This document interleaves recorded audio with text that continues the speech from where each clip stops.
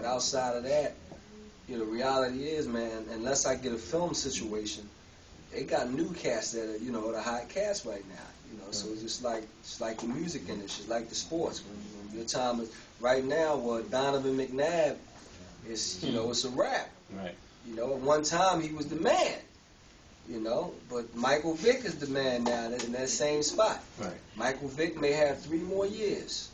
Cam Newton is the man down there in Carolina. Man, that's just where it is.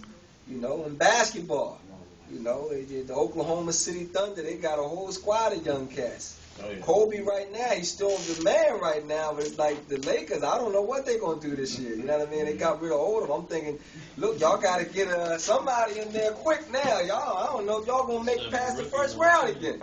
You know, but that's what it is. It's like when your time, you know what I mean, you got to make a transition. You got to. So I got my shit pattern already set up. You know, but with the books, man, you know, you can't. We had it at one time. Right. And you got to wait for, and it's not going to be the old folks. It's going to be some new young buck. You know what I mean? That's what it is. It's going to be that 14-year-old saving the 6-year-old. Yeah. So I can't be in the way of that. I got to be ready to promote them when they blow up. Hopefully, it won't be the same urban gangster stuff, because that's where they got me in that, and that's why I called that the last street novel. But they had this idea. I got books about all kind of content. They don't read those. You know, so like, you know, like you said, you get labeled. And it's hard to fight that label. That's who you are. He's the guy that writes women's books and the urban book. And a lot of these books on the table are not urban anymore. You know what I mean? Like, they're big ideas. Even black books, period. They look at us as just, that's just black idea. Right. Don't you have a family? You know, don't you have the same issues deal? Don't y'all have good men and bad men? It's the same issue. But, oh, it's a black book. Like, it don't apply to white people or Latin Americans or whatever. You know, but that's what it is. Being that, like you said, up and coming artists, do you plan to help, like, let's say someone that's trying to get into the game, or you ever thought about? This woman right here. Yeah, I know Denisha Ford. I do consultation. Now watch this. When I was 22 years old, I paid an editor $500. I paid a design artist $300. I paid at least $1,000 just preparing my book. And then I had to pay $3,000 to print it. Now I offer a $250 consultation where I'm going to tell you everything. It's a lifetime contract. Do you know people can't afford, and this has been, they can't afford $250. And I'm thinking, man, you know, I had a G to put my book out. So I'm like, if y'all serious, you serious. But I'm not going to give you all my information. $250 ain't, but that's a respect thing. It's like, $250 is a respect for my information. I'm just not going to give it. It's too much information. And then I have my number on speed dial. But yes, I get people to email me. I just emailed about 10 people yesterday, just getting them to follow up. Because they tell you they want to be authors. But you can't be no author. You ain't going to put no money in it. You trying to be a promoter. You ain't going to pay for flyers. You ain't going to pay. You know, something like, man, you know, are y'all serious? So I try to do that, but the way they come at it, I knew when I was in my 20s. You gotta have. If you're going in business, you're gonna have to have some money. Right. So I saved up my own money and said, "Look, I need you to edit this book. Here's my money." That's business. You don't call somebody, "I need you. Can you help me edit my?" That's not. I mean, it's just real. I have to keep telling them, "Look, it has a price tag on it. If it has a price tag on it, everything is a valuable service. It ain't free." You know what I mean? So I mean, that's where we are. We got all these people trying to do sense. I'm trying to understand it. Like, how you figure I'm going to spend 5 or 6 hours, you know what I mean? And you're not going to put your own expense, but they're going to go pay for that, you know, the movie, they're going to pay for the new shoes, they're going to pay for the jacket, but I'm supposed to give you my information for free. You know, so that's where we are with that. But I do it. She paid for stuff. That's why she got it. You. So you do consultation. Oh, yeah. That's your fee, $250, that's it? That's it. I try to keep it small enough, and then it's a lifetime thing. So once you sign it, and I got 12 signed, no, actually I got 15 now, in 3 years, 5 people a year. But you know how many I get emailing me? I always wanted to write a book, and I send them the information. I got a contract, because I don't want them, you know, expressing my information. I said, when they sign a contract, this is information for you. Everybody else got to pay that one-time fee. They can call me for the rest of their life. Omar, I'm in this dilemma with it. Oh, this is what you do. You see what I'm talking about? That's just one-time respect fee. Respect what you know. Respect my hustle, what I know already. You know what I mean? Wow. But that's where we are. You got people that they do consultations for whatever, and they won't talk to you. You know what I mean? It's not a rude thing. Right. So some of these people, they get mad at me. You know, if you sat down with a young jeweler, you say, okay, I can show you how. If you want to be a jeweler, you know, you're going to have to pay. I'm not asking you a lot. And funny you should mention that. Because I get young brothers coming in the store all the time. Oh, man, Brittany, I need, you know, and most of them won't even take the time to know my name. They'll call me, my store's name is my daughter, Brittany. So they'll call me Brittany. Man, Brittany, man, why don't you sit down and teach me how to do this? Do you know how much I had to pay to go to school to learn how to do all this? And you want me to just show you my trade for free? Come on, man. That's the same way. That's the same way. Guys walk through the door. I like photography. I said, okay, where's your portfolio? What you got? What have you been doing for yourself? I don't have nothing. Well, I'm not going to teach you, you know, because you just think you like photography. You may like taking pictures, but do you understand the concept of photography? Yeah. In fact, a lot of times I think it has to do with the color of our skin.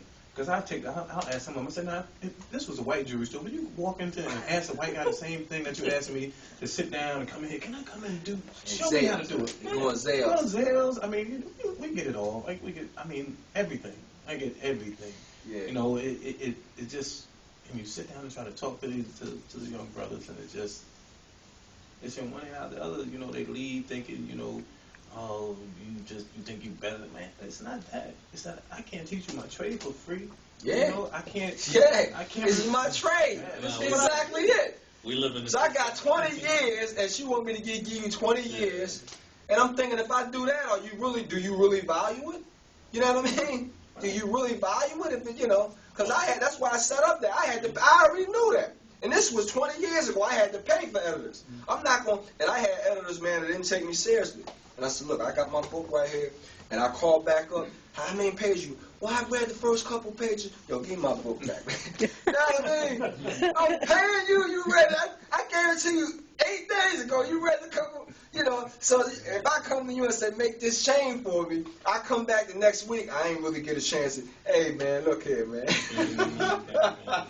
Give my money back, dude. I'm going, you know what I mean? Be on your job. It's unfortunately we live in a society where we want all the riches, but we don't want the work to get to it. You know, no work.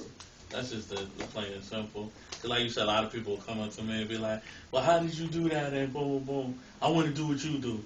All right, this is what you got to do. Oh, easy, you know. Or they'll say you won't hear from them again after a while. Yeah. You know, so that's why I'm surprised because you said, there's a young lady I'm thinking of right now, you know, she's in college, she's an English major, and she writes. Yeah. And she always come to me and say, who do you know that, well, you know.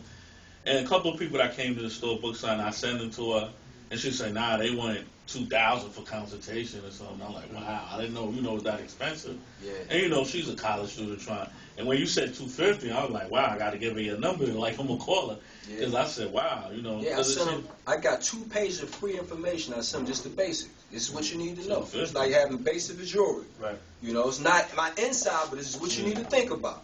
It's the basics on promotion. It's what you need to think about. The basics on it, and I send them that so they can, okay. And I say, now, once you get past them 2 pages, if you still think you want to go, I got 6 more pages that you're not getting unless you put, and then when you do get that, it's a confidentiality, because this is insider information. Right. I got agents' phone numbers, I got publicity people, I got publishers' numbers, you know what I mean? I got all that stuff, but I'm not giving you that. You know what I mean? That's my trade. You know, so it's one of them, and they get mad at you sometimes. You know, you already know that. You're going to have to be mad. I'm not giving you 20 years for free. $250. That seems like it's still free to me.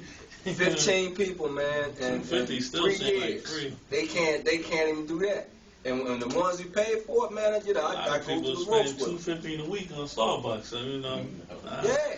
But see, my thing was, with all the people that want to publish, I figure if I can get 10 of them a month, then I'm, you know, and that's just for consultation, you know, and I give them all the information.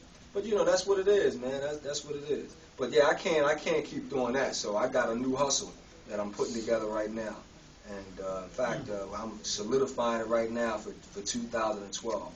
And it's another residual income situation where, you know what I mean, a whole lot of them athletes, they don't use, that situation correctly. Y'all got a guy right from here, Allen Iverson, and I talk about him with a sister constantly. If he had stayed with Reebok, you know what I mean, he could be like Jordan, because he had the only shoe that could continue to sell.